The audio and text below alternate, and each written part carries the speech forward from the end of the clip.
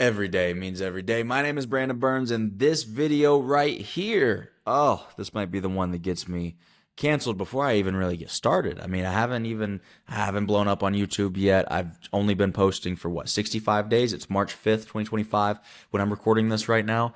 And I started posting January 1 of 2025 is when I started doing everyday posts on YouTube because every day means every day. It doesn't mean every day but holidays, every day but weekends, every day but sick days. Every day means every day because I believe that genuine consistency and intentional effort over time, continuing to persevere through those times when you don't want to do it, when you don't want to show up for yourself, that is the litmus test for success. I think that God is up there sitting around saying, you know what? How bad do you actually want it? Do you say that you want it? Or do you mean it to the point where you're willing to grab the universe and say, you know what? I'm going to keep showing up. So you can bend, but I'm not going to bend. You're going to have to give me what I want at some point or another. That's where every day means every day comes from. That's what I believe in. And that is, I believe, the mark of genuine success. It's also, by the way, what I believe leads to self-respect, self-admiration, and self-love. Not this fake affirmation stuff where you sit in the mirror and sing kumbaya, but like literally looking at yourself in the mirror and saying, you know what? That young man is all right. That young woman is all right. Why? Because I know what they believe in. They show up for themselves. They can stand on their own 2 feet, and they show up for them. At the very least, they do. No matter what their bank account looks like, no matter what car they drive, no matter their physique, they do what they say they're going to do. Now, if you do what you say you're going to do, and you give intentional and deliberate effort every single day, and you persevere through the times when you don't want to do it or you don't feel like it, are you probably going to end up with a good physique, a nice car, and all these other things? Yeah, probably. Because that's just how the world works. Again, either you bend and break or the universe does. And there's something about that one person who just freaking refuses to stop showing up, who just refuses to quit, who just refuses to give in.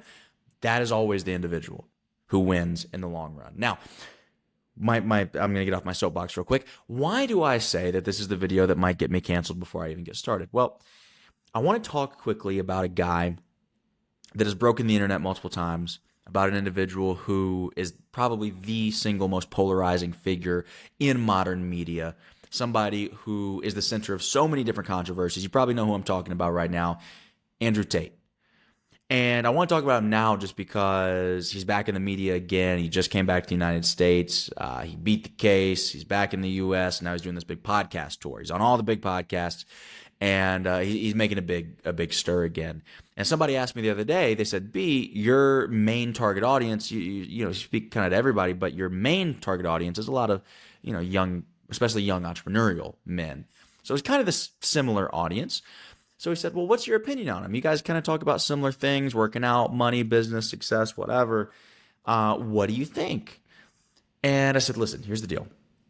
First and foremost, I don't know if it's a great practice, just as a principle, to judge another man before you meet him, before you know anything about him, really, before you understand the nuances and intricacies of their life.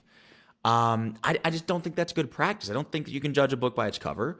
I think there's certain things that you can make inferences on, like if you take care of yourself physically, I can infer that you're reasonably disciplined. I can infer that you care about yourself. I can infer that, you're reasonably hardworking, things of that nature. So you can make some inferences about people, but I don't think that you get to necessarily pass full-blown judgment. The Bible says that that's not really our job. It's not our job to judge. Now we can make discernment and determinations about who do we want to surround ourselves with, what kind of information do we want to allow into our minds and spirits. So yeah, you got to make decisions of, okay, is this person somebody that I want to consume their content? Is this good for me in my life? That's absolutely within our realm of responsibility, but it's not our responsibility to judge somebody's soul or spirit on that level. That's just not really our job because we don't have understanding in the way that God does. Now, again, off my soapbox, so we'll get away from that. For that reason, that is why I just don't really have an opinion on like the case and everything else like that. It's like the guy's innocent until proven guilty. I mean, that's what we believe in this country. You're innocent until proven guilty. The things that he's accused of are disgusting and horrible. And if there's actual evidence that comes out that proves and shows that he did those things, then he should absolutely be held accountable to the fullest extent of the law. But right now, we don't have that, so I don't really understand the whole judgment thing. Now, has he said some very inflammatory things on social media? Of course. But quite frankly, I think a lot of them are absolutely hilarious. And are you going to sit here and say that Dave Chappelle's jokes are politically correct and super palatable? No, of course not. Are they squeaky clean? No. Are Kevin Hart's? No. But for whatever reason, they attack Tate for it, and they don't attack anybody else for it. You look at Andrew Schultz or any of these other big name comedians. They say some crazy out of pocket stuff too. Now, we can go back into his past and say, okay, well, is the cam studio and all that kind of stuff, is that really ethical? It's like, well, maybe it's not like the most upstanding thing that you can do, but it was legal in his country. And, maybe he was ahead of his time. I mean, OnlyFans is a multi-billion-dollar company right now. So it just seems to me like we're kind of picking and choosing, a lot of people at least, are picking and choosing what to judge him on. And I think, again, every single time that I've judged somebody in my life, I made a video about this recently. Every time that I've judged somebody in my life and said, oh, what a horrible person. I can't believe they said this just to get attention. I can't believe they said that inflammatory thing and they did that just so they could make a couple bucks on social media. I can't believe that, they said this things to get a laugh or crack a joke. Every single time that I've judged somebody, I always end up, it might be a month later, a year later, a decade later, I end up looking at myself in the mirror one day and going, oh my God, you idiot. You found yourself in that exact same, like you made the same mistake. That's why I'm pretty tolerant on folks, is like, get the right environment, the right circumstances, the right influences around you. That could be you. It really could be. And if you think that it couldn't be, I think that you have a very, very naive perspective on the way that psychology actually works. I mean, Jordan Peterson talks about this a lot. He says, what really makes you think that you would not be an officer in a Nazi concentration camp if you had been born in the right place, if you had been born at the right time, if you had all the indoctrination that those guys got, if you had been coerced and somewhat, forced into that role, and you were terrified of, if you try to speak out against this, then you were going to die and lose everything. Like, what really makes you think that you wouldn't be that guy? And then you go a step further, and Peterson talks about, what makes you think that you would enjoy it? What makes you think that you wouldn't trip out on the power? What makes you think that you wouldn't enjoy being able to do whatever the heck you wanted and in this little sandbox of life and get away with it?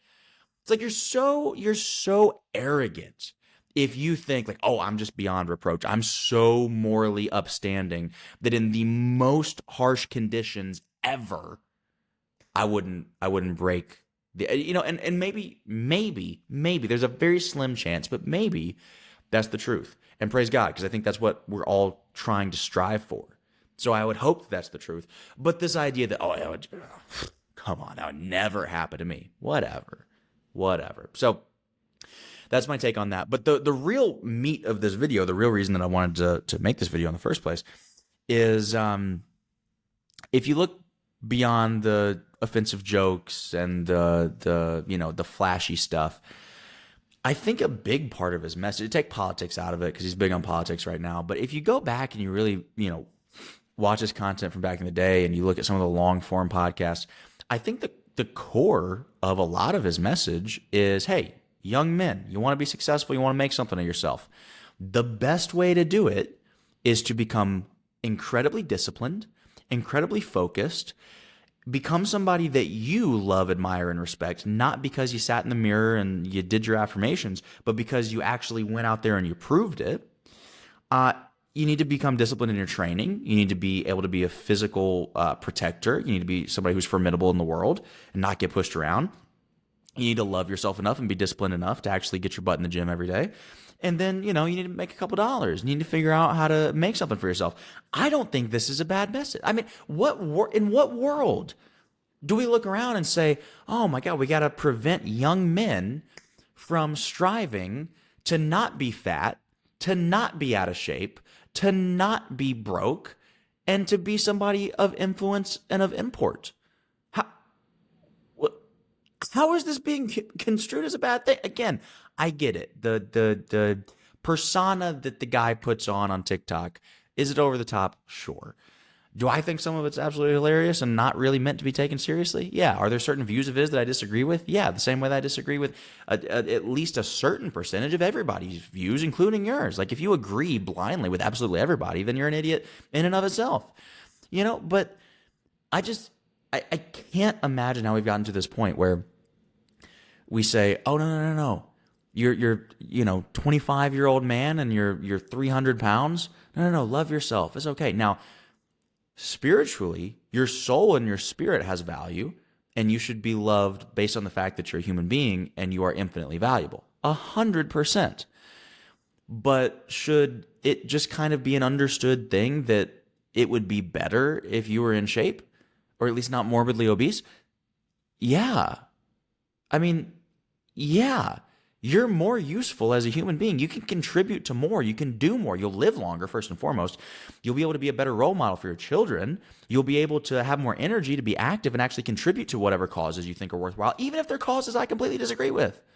I'd still rather you be able to be mentally sharp and focused and be able to contribute whatever soul, spirit, heart, brain, intelligence that you have to that cause that I wholeheartedly disagree with. That's what you're here for. And, to say that, oh, no, you know what? Go sit back down on the couch and keep eating your potato chips and, just be happy with who you are. That's so toxic. I mean, do you not understand that they're killing you? Do you not understand that that is literally, it's genocide by psychological poisoning? That's what that is. Oh, no. You know what? You don't know how to make any money whatsoever. You can't provide for anybody. You're on government assistance. And if you're there right now, dude, I feel for you. Like, that's okay. But, like, let's make an effort to say this is not okay to stay here. Maybe you fell on hard times. Maybe something happened to you. Like, maybe you got caught up in addiction. Maybe there was a circumstance that was out of your control. I don't know. But at the end of the day, you have to say, this is my fault at some level and take the steps to overcome it. And if you willfully, consciously, and intentionally do not do that, that's a bad thing for you. It's a bad thing for your family. It's a bad thing for society. It's a bad thing for the world. It's a bad thing for God. You're making him look bad. You're giving him a bad name. So, yeah, do I think that the core message of if you're a young man, you need to figure out how to get disciplined, how to make something of yourself? Do I think that's a bad message? No. Do I think that we're pacifying people? Yes. Do I think that it's genocide by psychological poisoning? Yes. Do I think that you should do everything that you can to build yourself into the type of person that you love, that you respect, that you admire, and that is capable of fighting against that? Absolutely. It's going to be better for you. It's going to be better for your family. It's going to be better for everybody who comes after you. It's going to be better for everybody who looks at the way that you handle things and models your example of leadership. Because I've said this before, exemplification is the greatest form of articulation. You can yap all day long about how tough you are. Let's go to the gym and work out, and let's see. You can yap all day about how tough you are. Okay, start a business. Let's see. Let's see how much you're really willing to put yourself through a little bit of sacrifice, a little bit of pain, a little bit of perseverance, a little bit of resilience. And let's see. That is the measure of a man. So, that's my opinion on that. And to be truthful with you, that is the essence behind every day means every day. I want people to get themselves in the gym every single day, not so they can go win a professional bodybuilding competition, but so that they can learn to be disciplined. They can learn to love themselves. Because love is a verb. Love is not like, oh, I'm going to sit here and feel happy because I said nice things about myself in the mirror. That's not love. Love is a verb. Love is an action. Love is saying, I'm going to go act as if I love and care about myself. And part of that is taking care of myself. Part of that is having some standards and not accepting my own crap.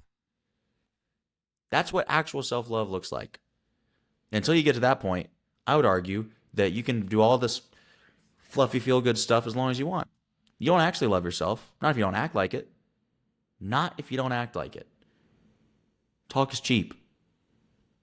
Actions show who you really are. Your behaviors are just your values on display. I've gotten myself thoroughly irritated in this video. I hope you enjoyed it. Send this to somebody who would get value from it. Don't forget to like, comment, share, and subscribe. Or if you hate me and want to cancel me now, then comment below that too, because it'll boost the algorithm either way. Love y'all, man. I appreciate you for watching, and I'll see you on the next video. Till next time, don't forget, every day means every day. Peace.